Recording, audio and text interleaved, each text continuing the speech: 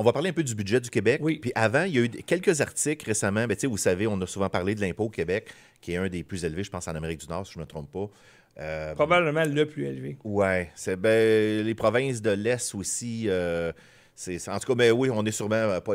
Mais il y a eu des bons articles qui ont été faits par Michel Girard, en tout cas dans le Journal de Montréal. Quand il y a des bonnes affaires, il y a des données qui sont là, tu sais, soit nombre de ménages subissant des ponctions fiscales de 60, 70, 80 %. C'est ça qu'on a parlé un peu à l'émission ici. C'est que c'est pas juste l'impôt. Hein?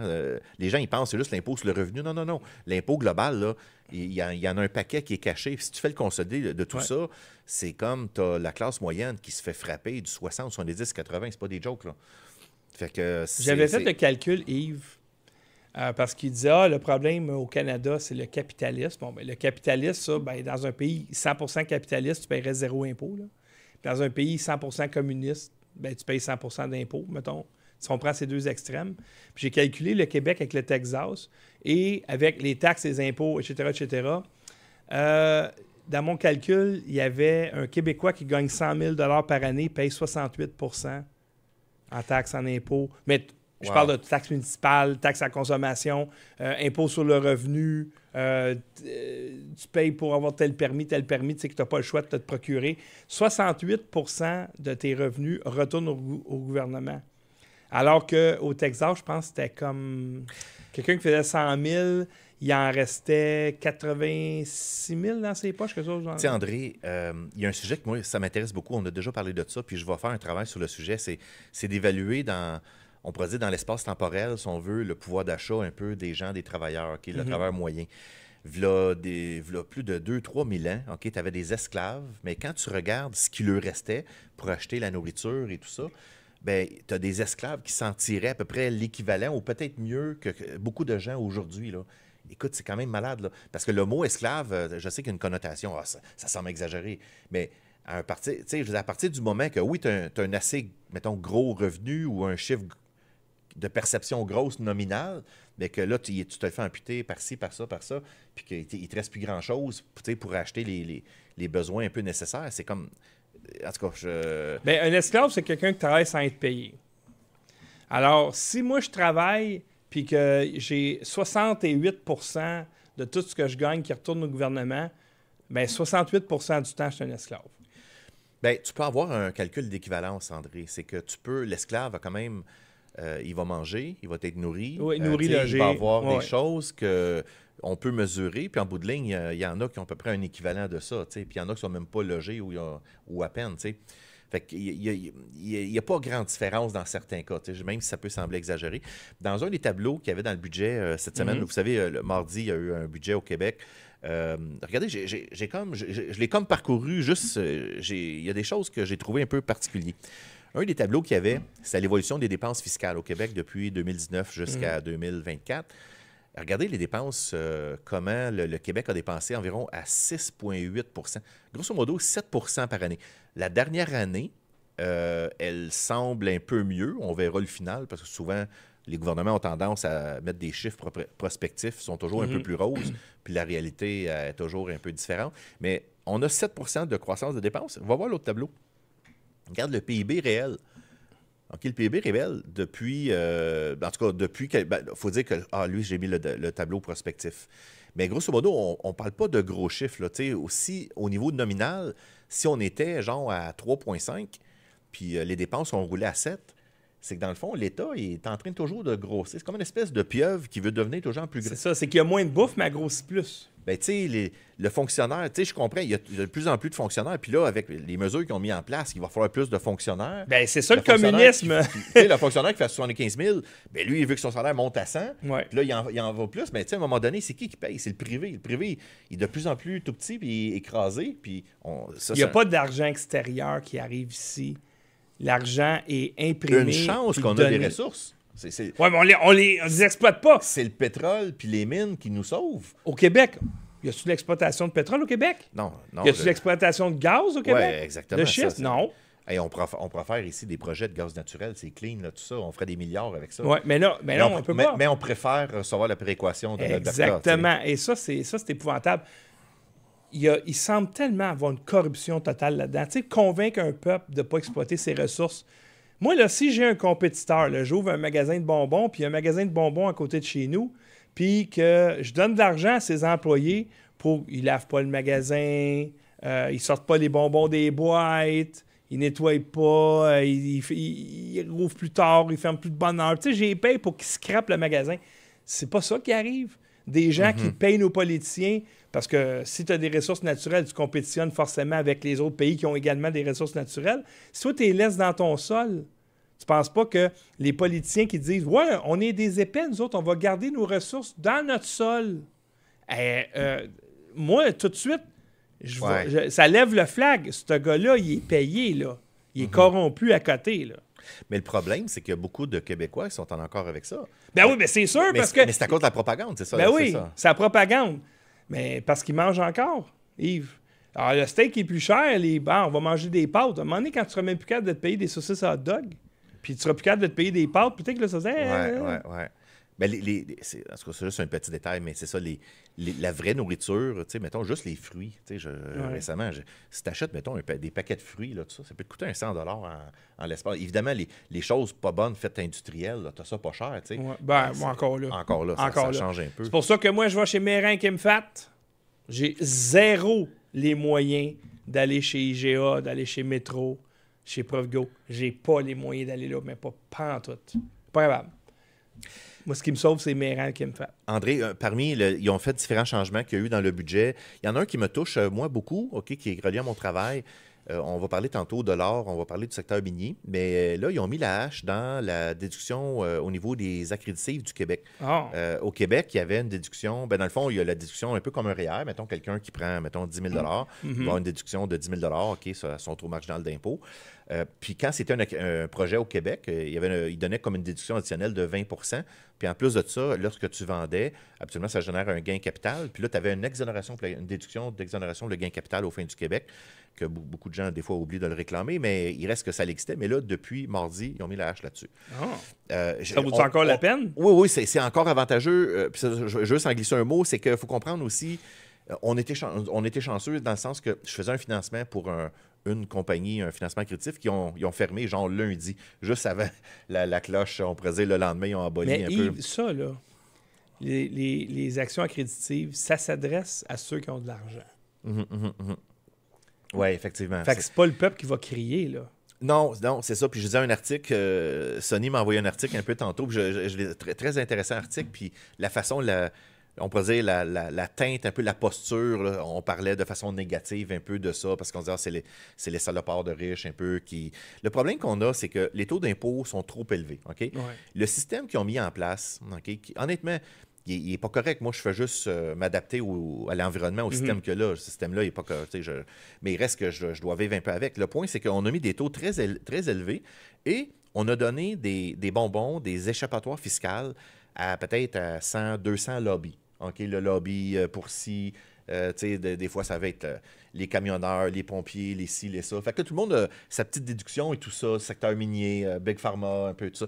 Fait qu'en bout de ligne, c'est une arnaque, cette affaire-là. C'est comme tu as un gros taux, ça serait beaucoup mieux de mettre la moitié des fonctionnaires, si on veut, dehors, de baisser le taux d'impôt qui serait beaucoup plus bas pour tout le monde, puis d'enlever tous ces artifices-là qui font juste alourdir la machine. Ouais, mais le système, ils l'ont fait comme ça. Fait que là, moi, j'aide, parce qu'à mon avis, les taux sont beaucoup trop élevés. Je trouve que c'est pas correct de la part du gouvernement de décider, le travailleur, qu'est-ce qui te reste dans tes poches. OK? On dit que c'est un impôt, une contribution volontaire, alors que, on te met un gun sur la tempe. Puis, volontaire? Ils disent-tu vraiment ça? Oui. Le système, dans Revenu Canada, là, dans la loi de l'impôt, ils disent que c'est un système qui est basé sur l'autodéclaration et comme sur l'autocotisation, un système de volontariat. Sauf que... Non, c'est pas ça. C'est que le gouvernement veut que ce soit toi qui fais le rapport d'impôt parce qu'ils veulent que ce soit toi qui fasses la job. Oui.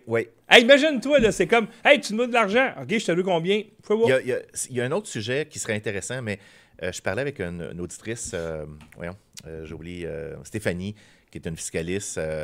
La loi de l'impôt, c'est très controversé parce que autant dans plusieurs pays, dont les États-Unis, dont le père de Peter Schiff, qui est en prison à vie, il écrit plusieurs bouquins que j'essaie d'acheter. Ils se vendent à une couple de 100$ parce qu'ils ne veulent pas que le monde lise ça. Mais en gros, beaucoup de gens, très brillants, qu'ils amènent, on pourrait dire, l'interprétation ou la théorie que l'impôt ne serait même pas constitutionnel. C'est pas prévu dans la Constitution que des pouvoirs publics ont le droit de venir voler l'argent que tu fais. C'est comme on se sait accaparer ça. C'est pour ça qu'on a mis un système d'auto-cotisation. Parce que c'est un peu que ça ressemble à la COVID. Souviens-toi, quand il y avait des pasteurs qui faisaient des... Là, ils disaient, ben oui, on te demande d'arrêter de le faire. Non, non. Ah non, non, la police a donné l'ordre. Ils ont comme inversé. Non, on demande que toi, tu cesses de faire ce que tu fais. En réalité, c'est que eux, si c'est vrai, ils auraient dû comme... On pourrait dire arrêter d'eux-mêmes, mais là, ils arrêtaient face à la loi, que c'est illégal. Oui, mais ils ont arrêté des pasteurs. Ils ont mis des pasteurs en prison. C'est vrai. Entre autres, M. Pawlowski, je viens d'acheter son livre, Le Polonais en Alberta. Oui. Je ne l'ai pas lu, là, mais j'ai acheté ça pour mon beau-père, il est polonais. Vraiment, très courageux, le type. Hein? Il était vraiment persécuté. Carlo Norval, à Montréal, peut-être qu'il n'a pas été en prison parce que j'étais là avec ma caméra. Puis je me suis pas gêné pour filmer les policiers qui enfreignaient la loi. Parce que la loi, ils s'en foutent, eux autres, là, les policiers puis les politiciens. Ils s'en foutent. Ici, André, juste finir le petit tableau ici qu'on voit, c'est que on voit ici la comparaison des provinces au Canada. Le Québec demeure quand même un des endroits les plus compétitifs sur la planète pour le secteur minier. Okay, on a beaucoup de projets miniers, on a beaucoup même d'avantages fiscaux, on le voit un peu ici. Avant le budget, mettons un coût de 1 000 $ en action accréditive, mais ça, c'est au taux supérieur, quelqu'un qui fait, mettons, en haut de 250 000 $ environ. Fait que, grosso modo, ça coûtait, dépendant si c'était dans, mettons, des minerais réguliers ou d'autres, des matériaux critiques qu'on appelle, il y a comme un bonus de 15 %. Grosso modo, ça coûtait genre 20 cents dans la pièce ou 30 %. Et là, ils ont comme mis la hache là, sur certains trucs. Fait que ça coûte peut-être 25 cents dans la pièce et 36 % quand c'est, mettons, dans l'or ou qui n'est pas les minerais critiques. C'est quand même très avantageux parce que malgré ça, on est relativement bien compétitif avec les autres provinces au Canada. Mais le point que je veux amener, là, c'est un dernier petit point sur les actions accréditives parce qu'il y a eu un communiqué qui est sorti le 3 mars. Parce que là, ce qui est arrivé, c'est que Québec vient d'attaquer, si on veut, pour les investisseurs, la déduction des actions accréditives, ce qui n'est pas très bon pour le secteur minier. Par contre, ils ont fait une autre affaire, c'est qu'ils ont donné des crédits qui sont fortement bonifiés pour aider les compagnies qui vont avancer des projets. Fait que ça, il y a quand même quelque chose de positif qui est fait là, mais qui est au détriment un peu des investisseurs. Et j'ai découvert un peu pourquoi, André, c'est que en faisant des simulations, puis un peu dans la période fiscale, un peu c'est ainsi, j'ai des clients qui se font frapper par l'impôt minimum. L'année passée, j'avais dénoncé des nouvelles règles qui avaient été annoncées, genre il y a 2 ans, OK, dans l'impôt minimum, mais c'est des règles catastrophiques, OK, que je n'ai pas vu personne en parler, que ça soit... Parce que le gros scandale qu'il y a eu dans le dernier mois, puis Carney il dit qu'il va backer là-dessus, c'est qu'on a voulu augmenter le taux d'inclusion du gain capital qui passait... On sait que le gain capital au Canada, c'est seulement la moitié qui est taxable, OK? Pour tenir compte de l'inflation, qui est la création monétaire, qui n'est pas un vrai gain, OK? On a déjà parlé de ça. Fait que ça, c'est correct, c'est logique. Fait que quelqu'un qui va faire un gain, mettons, de 100 000 ou tout ça, bien, grosso modo, selon le taux d'impôt, il en perdait 25 % à peu près. C'était 26 %. Le top rate, c'est 53, enfin, la moitié à peu près 26. C'était raisonnable, basé sur les pays internationaux, tout ça. Mais là, les nouvelles règles, c'est qu'on a changé le calcul parce que dans l'impôt minimum, c'est un calcul qui est fait en parallèle. Parce que là, on a dit, OK, le taux d'inclusion, le 50 à 67, puis en haut de 250 000, là, on l'a mis sur la GAS qui est différé à 2026. Carney dit qu'il va peut-être l'abolir. Mais en gros, c'est qu'on veut aller de l'avant un peu avec ça. Mais ce qui fait mal, c'est vraiment le calcul de l'impôt minimum. C'est que là, maintenant, le gain capital est taxé environ à 40 %. Parce que, essentiellement, ce qu'ils font, c'est qu'ils donnent une exemption de 175 000. Puis en haut de ça, bien, le gain capital, dans le fond, il est taxé à 19 au Québec, 20,5 au fédéral. C'est à peu près 40 %. Fait que là, le gain capital, mettons quelqu'un qui vend un immeuble, quelqu'un qui a eu un immeuble longtemps, ça devient un impôt rétroactif, mais à un taux beaucoup plus élevé, parce que de 26 à 40, on vient d'augmenter le gain capital au Canada, l'impôt de 48 % de 50 %. C'est vraiment majeur pour les gens qui ont des immeubles ou qui ont épargné un petit peu. C'est pas nécessairement des riches, là. C'est juste qu'ils ont mis un peu d'épargne, mais là, tu te fais exproprier 40 % de ton actif quand tu vends pratiquement. C'est vraiment, vraiment grave. C'est pas un vrai gain, ça, là. N'oubliez pas. Ça, c'est pas c'est juste, dans le fond, la perte de pouvoir d'achat de la monnaie parce que les gouvernements et les banquiers l'ont volé. C'est pas toi qui l'as volé, c'est eux autres qui ont fait ça. Tu n'as pas fait un gain. Parce que si tu veux racheter un building similaire, tu vas payer beaucoup plus cher. Fait que c'est comme, hey, j'ai fait 50 000 sur ma maison. Ouais, mais tu veux en acheter un autre qui va coûter 50 000 de plus. Et le point, André, moi, j'avais fait une présentation, je l'ai montré ici à l'Association minière, il y a peut-être 1 an et demi. OK? J'avais montré à titre de préambule le rat race qu'on a, OK, qui est très difficile de s'en sortir. Puis là, j'avais montré un tableau ici à plusieurs reprises, c'est que regardez ce qui est arrivé en 14-18, en 39-45, les taux marginaux ont comme crinqué à 80-90 %. Puis là, j'ai dit, c'est ça qui s'en vient. Puis c'est en train de se faire partout sur la planète. Peut-être pas tout à fait tout de suite aux États-Unis, on verra pour la suite. Mais c'est ça qu'on voit. Là, le Canada a mis, moi, ce que je pense, ça ressemble beaucoup à ce que Macron avait fait quand il a changé la formule d'indexation du coût d'électricité, en sachant que l'inflation s'en venait. Et là, c'est pas pour rien qu'on a mis ces mesures-là.